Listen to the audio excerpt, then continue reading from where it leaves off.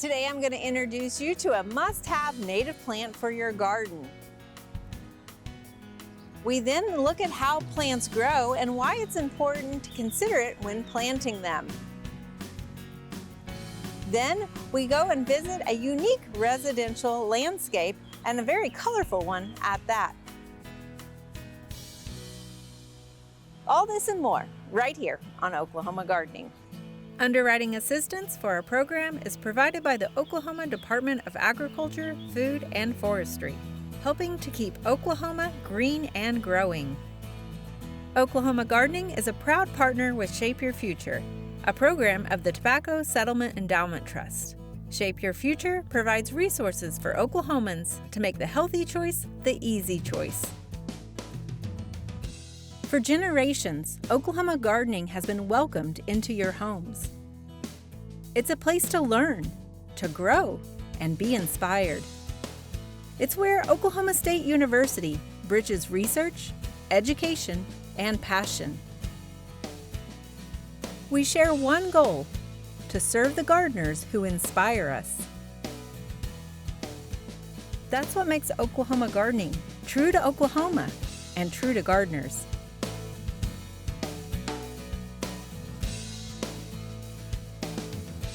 Today I want to share with you a plant that's really great for our Oklahoma summers, and this is called Rattlesnake Master, or Eryngium yuccafolium, and it's got that species name because of the foliage that tends to look like a yucca. So you can see it has sort of this kind of spiny blue-green foliage, which adds a nice color into the garden. But once it starts blooming, it puts up this very unique flower that has kind of this cluster, almost like a thistle-like bud to it. Now, it's not related to the thistles. In fact, it's in the carrot family, which is a kind of a unique flower, because often we think of that umbel flower for carrots, but not in this case.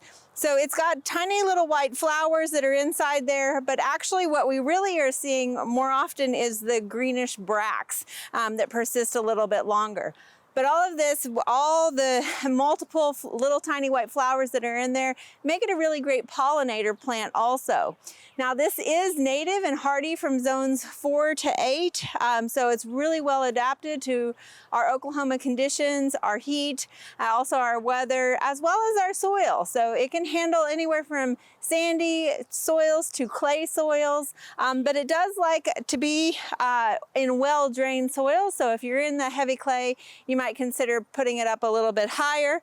But it does produce a taproot, so that's what's really great about it. It allows it to kind of thrive through any drought that we're experiencing. And of course, that blue-green foliage kind of protects it a little bit more also from the sun. Now, because it is native, it tends to like less fertile soil. So you can see here, it's kind of flopping for us a little bit. It normally would get anywhere from 4 to 5 feet tall. It's sort of flopped over because we tend to have a little bit more rich soil here at the Botanic Gardens that has been maintained for so many years with mulch and what have you. And also it needs full sun. And as you can see, as our plants have grown, it's kind of getting shaded out a little bit, which also kind of makes that flopping nature. But because it has a taproot, it doesn't really adapt well to being transplanted. So unfortunately, we're going to kind of leave it here. We might have to think about planting another one somewhere so that you can see it in its full glory as it reaches that 4 to 5 feet height. But this tends to flop over a little bit, but still a nice addition to your garden. Just consider where you're planting it. Make sure it's got full sun. And again, it's one that you don't have to baby with fertilizer in order to really appreciate it in its full glory.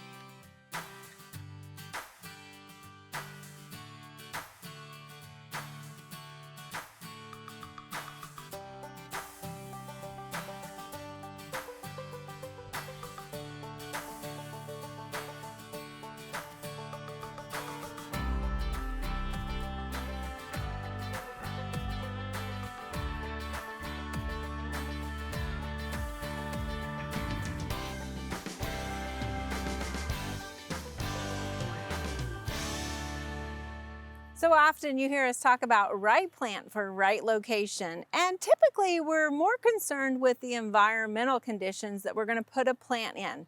Of course, if a plant doesn't match those environmental conditions, it's not going to thrive. And when I talk about environmental conditions, I'm talking about the temperature, the cold and the heat of the summer. We're talking about the soil conditions, the water conditions, and also the sun exposure. So those are critical factors to consider when you're choosing which plant to plant and where to plant it. Now, something else I want you to consider is also the form or the growth habit of those plants. And we're going to talk about that today. So behind me, we have some Taylor junipers. So some plants grow very upright. Now, the Taylor junipers have a very columnar growth habit. So they make a nice exclamation mark in the garden. You can use multiples to make a screen that's very narrow yet also tall. Now, upright plants tend to act as screens in the garden. They're often the backdrop of the garden. And we need to realize what the full maturity of these plants are going to be so that we can make sure that they have the space to grow into. So whether you're looking at a Taylor juniper or something like a deciduous holly that's just behind the Taylor junipers, where it's going to get more of a larger mass on top of it, or something even grander like a pecan or walnut tree that needs even more extensive space, but it's going to provide you with a lot of shade, the form and the growth habit of those mature plants are important. So now let's go take a look at another growth habit. Another form you might want to consider is the clumping form. Now, a lot of our perennials, our smaller perennials, create a clump in our garden, which is really nice because they tend to give us a predictable habit. Hostas are a great example of this, as well as daylilies and some clumping ornamental grasses. Now, yes, they will kind of grow out a little bit over time, but for the most part, where you put them, they're going to stay put. Now, again, all plants have a little bit of variability. Even within hostas, you can get some very small mouse-eared hostas or some quite large hostas. So do keep in mind the space that it's going to need to mature. But for the most part, on clumping plants, the nice thing is they're going to stay put. Now, there's also plants that tend to creep and spread in the garden, so it's important to know when they're going to do that. So here we have a spreading juniper, and this juniper, while it is very low growing, it's going to reach across and grow really wide and cover a lot of that land area. So the thing is about junipers, it's not necessarily going to root itself as it grows across. It's just got low growing branches, but it is considered a spreading juniper. Now, we also have plants like this herbaceous plant known as moneywort that acts as a ground cover. So as it kind of creeps across, it's going to actually peg down roots and root itself as it keeps growing and reestablishing and continue growing more and more. So both of these are good examples of creepers and spreaders. And then finally, we also have vines. Now, it's important to know how your vine is growing because not all vines grow the same way, and how it grows can dictate which type of support you need. But vines want to spread out, so you might see that they're growing across the ground. If they're not supported, they might be growing over plants, but ultimately, most vines are wanting to grow up. Now, vines work well in the landscape. They can be used as a screen, as we've done here, in a very narrow space where maybe you can't quite fit an upright form plant in. So this is why it's important to consider the shape and the form of the plants, not just the environmental conditions, when you're choosing the right plant for the right place. Because you're not just picking a plant as it is in the container, you're picking a plant that's going to be successful in the future.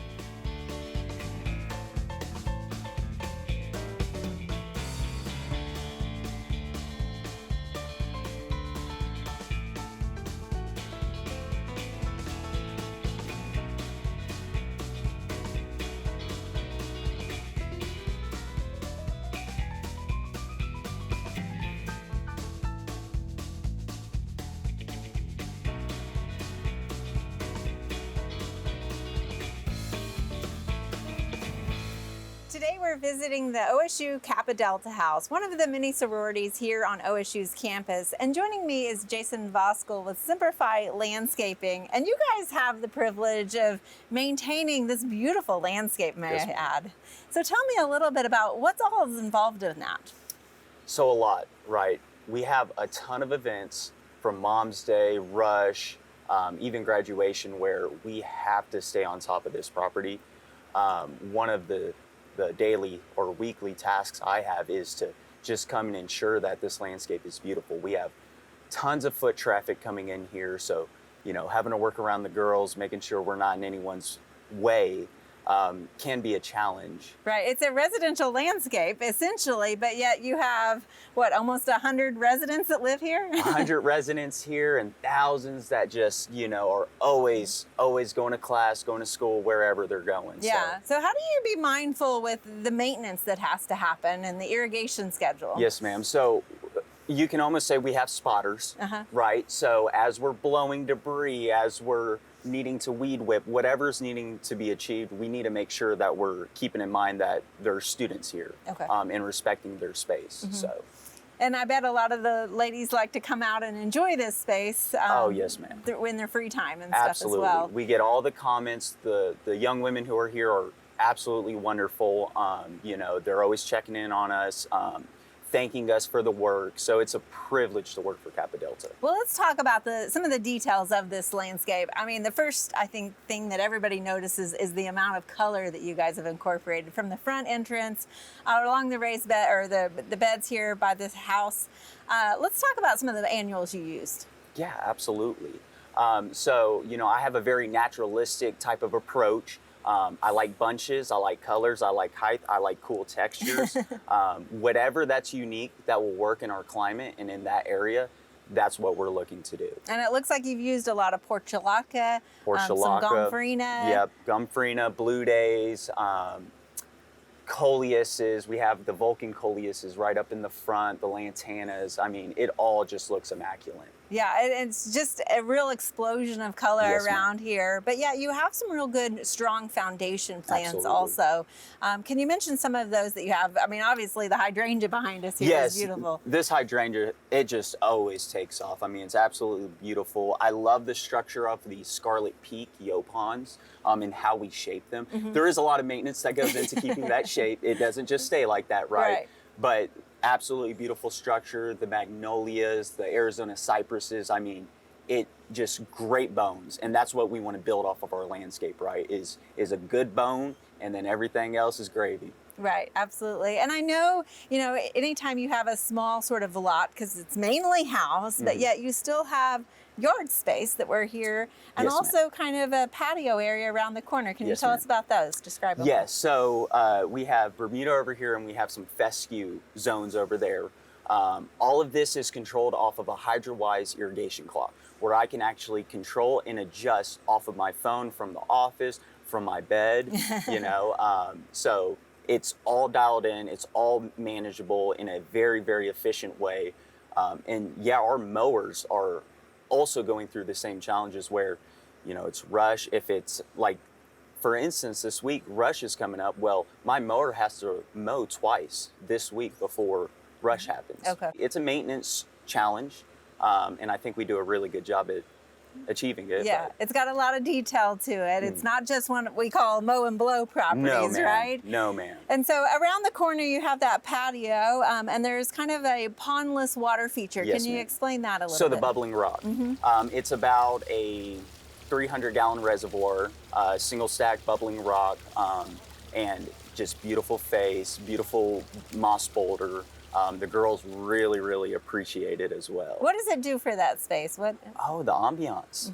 You're out there, you're reading your books, you're studying, and you just have a nice shaded area in the middle of summer to just relax, throw your feet up, maybe drink some Aspen coffee, and call it good. And you can actually feel it kind of cool off, not only because of the shade, but just because of the sound of water, I think kind of is a cooling effect. So it's a beautiful landscape, but there are sort of plans coming up in the future, right? Big like plans. A lot of the houses, the KD house is going to go through some construction. Yes, ma'am.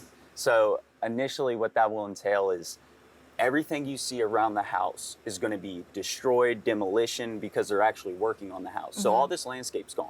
Unfortunately. So with that, the challenge for me is, okay, now we are redoing everything. We're redoing irrigation. We're redoing the lighting. We're redoing the landscape. And so this, it's beautiful here, but it's going to look different in a couple of years. Yeah. Which is okay.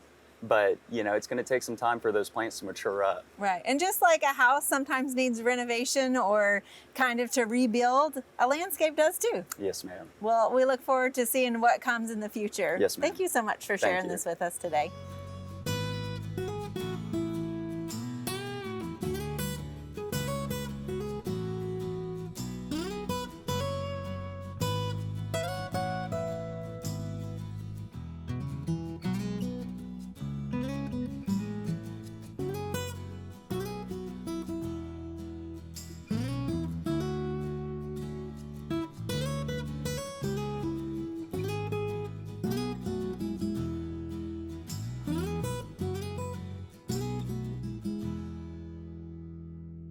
Today we're talking about fall gardening, and joining me is Candace Bacon with Shape Your Future. And Candace, have you ever done fall gardening before? I haven't, and to tell you the truth, I haven't really gardened at all. Okay, well, it's a great way to get outside and get some exercise, and so I know that's what Shape Your Future is all about. Absolutely. And this one we're going to do sitting down. Okay, I love it. Let's get started. So fall gardening, a little bit of a misnomer. I think a lot of times people think, okay, fall gardening, wait until fall, October-ish. Right. But really, that's when you're going to be harvesting. Okay. So we need to get started now. There's a lot of actual pros to fall gardening. People call it kind of that second spring. Okay. Because think about the patterns, the weather patterns, right? What's happening in spring? It's going from cold to warmer, getting close to summer. Yeah, and you're asking the plant to start producing right when it's getting hot. Yes. Whereas this is the opposite. So we're going to be coming out of the heat. Okay. We just got to get them established. Okay. So that can be a little tricky, but we're going to show you two different ways to do that. Okay. So first of all, we got some seeds. I think you have some too. I do. So I've got yellow moon carrots, which is a Ooh. really cool yellow carrot. Okay. And I think you got some radishes I there. do, yes. So those are, was it Nero Tondo. So it's a black radish. I've never seen a black radish before. I know. So this is great for kids too, because most kids have never seen this. And if they grow it themselves, they're more likely to eat it. Absolutely. Right? And you know, with Shape Your Future, that's something that we really try to focus on is adding color to your plate. And you mentioned getting the kids involved and having them, you know, try something new. And I think if they grew it themselves, they're more excited to try it. And you mentioned the quick turnaround. So I think, you know, being able to pull these fresh veggies out of your garden, turn around and take them straight into your kitchen. And there are so many recipes on the Shape Your Future website for healthy, fresh, seasonal produce and just how to get more color on your plate. So real simple. We're just going to go ahead and tear open those packages here. And gardening can't be any simpler than doing this. So we're going to just take some of those seeds. You can put them in the palm of your hand. Okay. Tiny little seeds, right? Yours are a little bigger than mine. And we're going to just kind of spread those around our potting soil here. Okay. So I love doing fall gardening these are some smart pots that are made right here in Oklahoma. Okay. But I like using these containers because they have handles and they're really easy to move. Okay. You know how the weather can be this time of year? Absolutely. It can change at the turn of a dime. Right. It's kind of overcast right now, and it's supposed to be 100 degrees this afternoon. Yes. And so we want to make sure that while they get warm, we don't completely dry them out during the daytime. And so we're just going to kind of cover those over a little bit. Do I use the whole packet? You can if you want. I don't know how many's in there, but yeah, go ahead and sprinkle those around. The thing about radishes and carrots is you'll kind of, as they start to grow, you'll come back and sort of thin them out. So if you see two that are right next to each other. You want them to have some room? Yeah, they need that space to have their roots to develop. So. But the other benefit of carrots and radishes is they're going to grow really quickly. Okay. So if you're the impatient that's me for sure. You want quick, instant gratification. I mean, in as short as like a month, you'll have some produce, and it's just fun to go out there and harvest those. That's exciting. So the other thing we have here is transplants. Yes. Now, I think you've got a zucchini, I've got a squash or yellow neck squash here. Yellow crooked neck squash here. And so these are really great to start from seed too, but I know sometimes with fall gardening, it's hard to find seeds out in the market. People aren't necessarily thinking, oh, it's time to get out in the garden Right. in July. But if you have some that you've saved, you can start those because they really start really easily from seed as well. But sometimes you can still find transplants. Okay. And so that's what these are transplants that we've got here. And we're just gonna pop those out, Okay. kind of hold it with your hand, tease those roots a little bit. That doesn't hurt it or anything. Okay. And then we're gonna dig a hole here in the center. So obviously we have a lot more carrots and radish in the container than what we do for squash. So all of these work well for fall gardening. And one of the problems with squash is a lot of times you get squash bugs. Okay. So doing it in the fall gardening, a lot of times those squash bugs have kind of done their thing and moved on somewhere else if you don't have squash previously in your garden. So they're already happy at your neighbor's house. So now you can plant your squash. They don't realize it. Yeah, it's safe. And so a lot of times people have less squash bug problems if you haven't planted them that spring. So if you were late to gardening this spring, there's still a chance to do that and enjoy that. So, all right, what do we all need in the summertime? Water. Water. Yeah, we need water, Yes. right? So plants need water as well. And so I think you have got some burlap. This is just a little trick that we like to use here at the garden. Okay. Obviously, we're going to have to water this. We're not going to put burlap on it. But what we can do is put burlap on our seeds before they germinate to keep them moist. Okay. Because the thing about seeds is once you start to water them, it starts breaking that seed coat. And they need to stay hydrated because they don't have any roots or anything like that. So we're just going to put some burlap in here. Okay. And there's some landscape pins because we have some wind, right? We do in Oklahoma, yes. So just kind of staple that down. And then we will check these every, so often to see when they're germinating, and then we'll pull that off as we start to see stuff growing. So how often would I want to check this once I cover it? Yes. So I would say, at least every other day initially. Some of these seeds will germinate in a couple of days. And then as you start to see one germinate, you might start checking it more often. Okay. When you really have more of them coming up than just one, you're going to want to remove this, okay? But again, the nice thing, we as people, we need to get out in the shade. We need to make sure we're not getting heat stress or anything. Stay hydrated. But we can move these. So if you find that in full sun, it's just too much, I'm not being able to water as often, go ahead and kind of move them into the shade a little bit where maybe they get some sun. They do need some sun still to go ahead and continue growing, but they don't necessarily have to be in full sun all the time. Okay. So, and then this intensity of the sun changes, right? So as you go in a month later, it's not going to be quite as intense and you can start pulling them out a little bit more. So, how do you feel about this? I feel good. I feel like I could maybe actually do this on my own.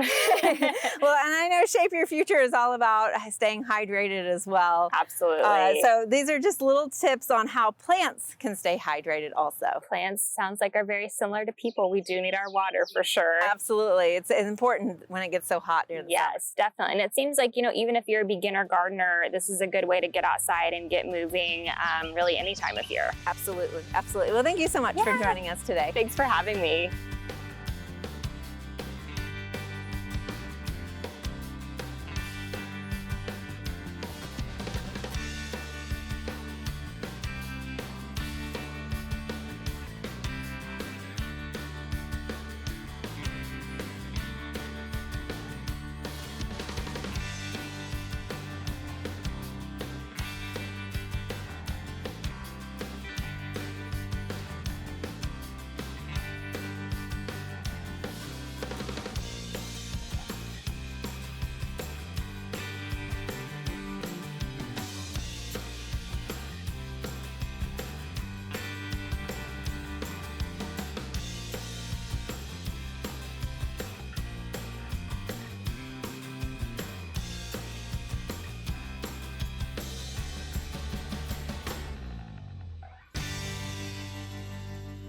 And as always, if you have questions about today's show, feel free to reach out to your local county OSU Extension office or leave us a comment on social media.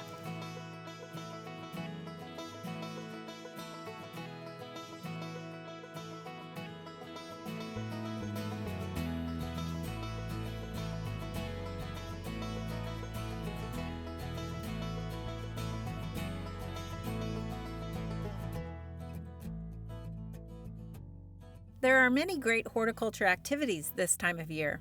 Be sure and consider some of these events in the weeks ahead.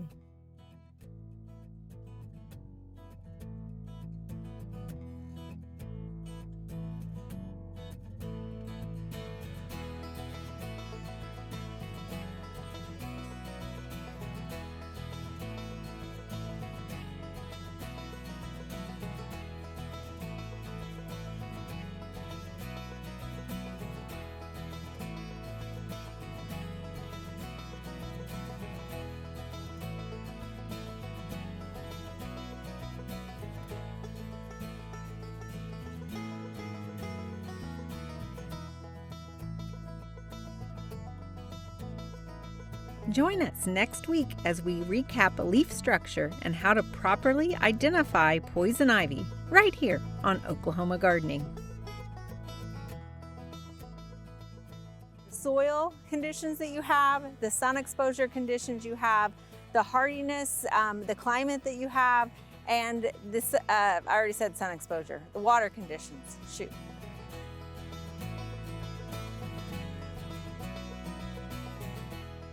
To find out more information about show topics, as well as recipes, videos, articles, fact sheets, and other resources, including a directory of local extension offices, be sure to visit our website at oklahomagardening.okstate.edu.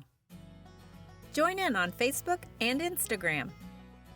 You can find this entire show and other recent shows, as well as individual segments, on our Oklahoma Gardening YouTube channel. Tune in to our OK Gardening Classics YouTube channel to watch segments from previous hosts.